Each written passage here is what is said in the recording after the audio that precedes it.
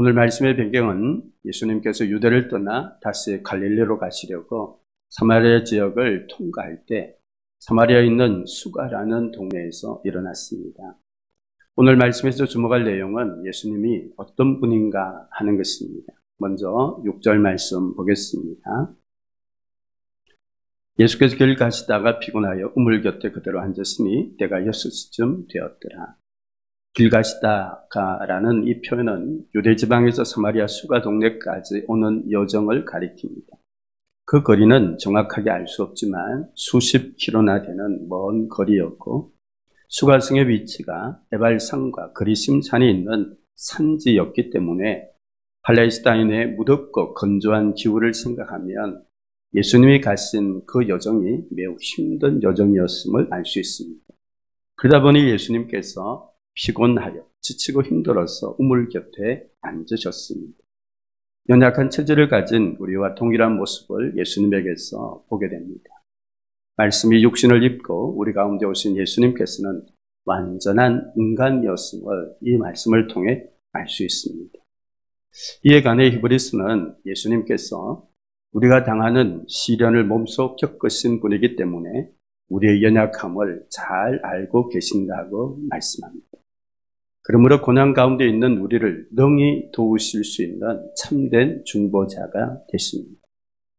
삶이 너무 힘들고 지쳐서 기도할 힘마저 잃어버리게 되면 주여라는 주의 이름만 부르게 됩니다. 그래도 주님은 우리의 연약함, 우리의 모든 사정을 다 아시고 주의 사랑으로 우리를 품어주시고 위로해 주십니다. 내 삶의 문제와 상황을 다 아시고 때를 따라 돕는 은혜를 베풀어 주십니다. 그래서 낙심하고 무너진 삶의 자리에서 다시 일어나게 되고 강건하게 회복될 수 있습니다. 이를 위해 우리에게 요구되는 것이 있습니다. 무엇인지 히브리서 4장 16절 말씀 우리 함께 읽겠습니다. 우리는 긍휼하심을 받고 때를 따라 돕는 은혜를 얻기 위하여 은혜의 보좌 앞에 담대히 나아갈 것입니다. 아멘. 은혜의 보좌 앞에 담대히 나아가야 합니다. 삶이 아무리 힘들고 지쳐도 때로는 기도할 힘마저 잃어버려도 그럼에도 불구하고 하나님을 간절히 찾고 은혜의 보좌 앞에 담대히 나아가야 합니다. 비록 기도가 안 되고 기도의 말문이 막혔어 주여라고 주의 이름만 불러도 내 모든 형편 다 아시는 주님을 믿고 의지하며 간절한 마음으로 주님을 찾고 기도하면 놀랍게도 하나님께서 긍휼하심과 때를 따라 돕는 은혜를 베풀어 주시는 것을 우리가 경험하게 됩니다. 그러므로 찬송가 310장 후렴에 보면 내가 믿고 또 의지함은 내 모든 형편 아시는 주님 늘 보호해 주실 것을 나는 확실히 안다고 찬양합니다. 그래서 지나온 과거를 돌아보면 삶의 문제 때문에 작정하며 새벽을 깨우고 기도하는 성도들이 참 많이 계셨습니다. 어떤 분들은 개인적으로 시간을 내서 교회에서 기도하기도 하고 밤에 철야를 하며 또 기도원을 찾아서 기도하는 분들이 많이 있었습니다. 정말 간절히 하나님을 찾았고 은혜의 보좌 앞에 담대히 나아갔습니다. 그로 인해 하나님의 긍휼하심과 때를 따라 돕는 은혜를 경험하신 분들이 너무너무 많이 계십니다. 그런데 오늘 우리의 신앙을 돌아보면 간절히 하나님을 찾고 은혜의 보좌 앞에 담대히 나아가는 신앙의 열정, 영적 목마름이 식었음을 보게 됩니다. 너무나 안타깝습니다. 올 한 해 오직 믿음으로 이기는 삶을 우리가 살아가길 원합니다. 이를 위해 예수님께서 말씀하신 것처럼 구하고 찾고 문을 두드리는 간절함, 영적 목마름이 성령의 도우심과 역사로 우리 안에 회복되길 원합니다. 그래서 모든 성도들이 간절히 하나님을 찾고 은혜의 보좌 앞에 담대히 나아감으로 하나님의 긍휼하심과 때를 따라 돕는 은혜를 경험하고 삶이 회복되며 하나님의 살아계심을 간증하는 삶이 되시기를 주님의 이름으로 축복합니다. 두 번째 예수님이 어떤 분이신지 7절 말씀 보겠습니다. 사마리아 여자 한 사람이 물을 기르러 왔으며 예수께서 물을 좀 달라고 하셨습니다. 그때 여인이 어떤 반응을 보였는지 9절 말씀 보겠습니다.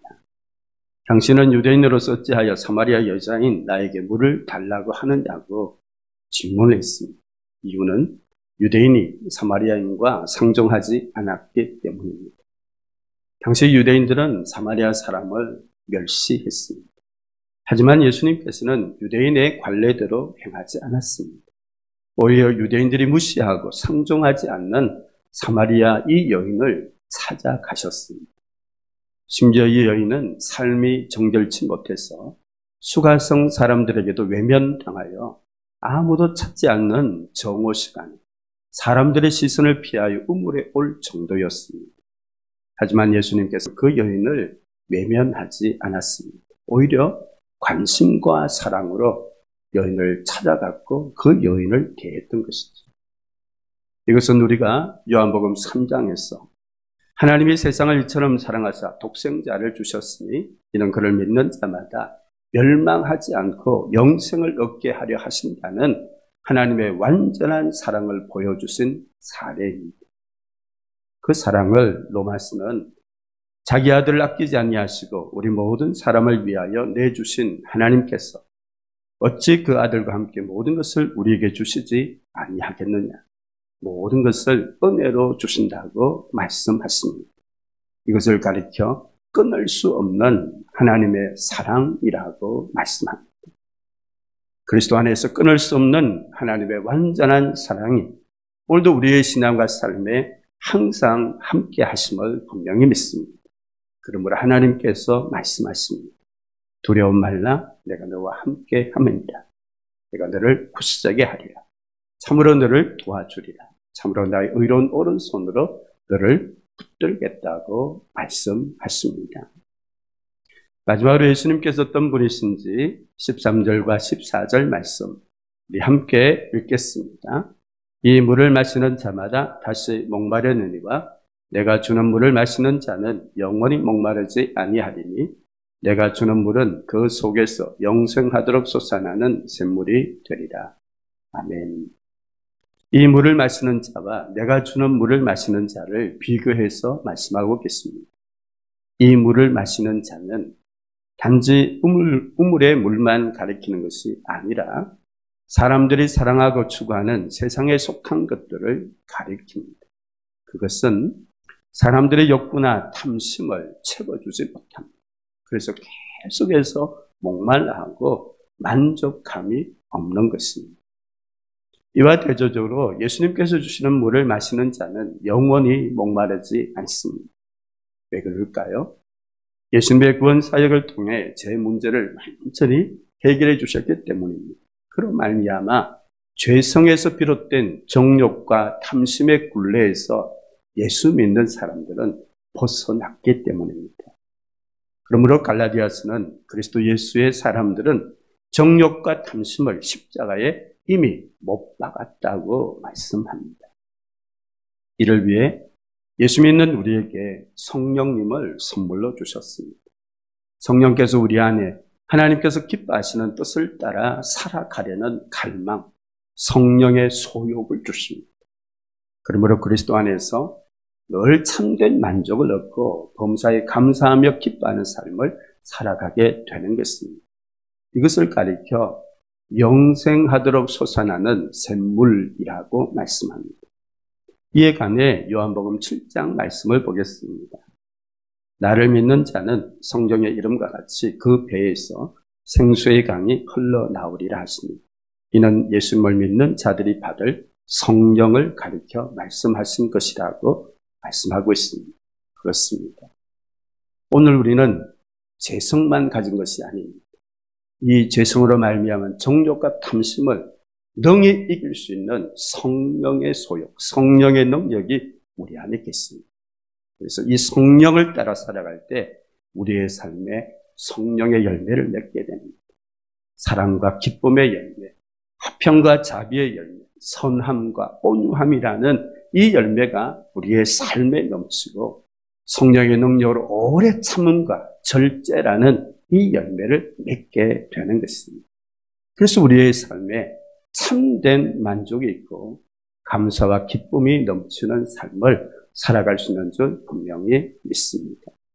오늘 하루도 생수의 근원 되시는 예수님 안에서 성령을 따라 행함으로 참된 만족을 누리며 범사의 감사와 기쁨을 넘치는 삶 살아갈 수 있기를 주의 이름으로 축복합니다.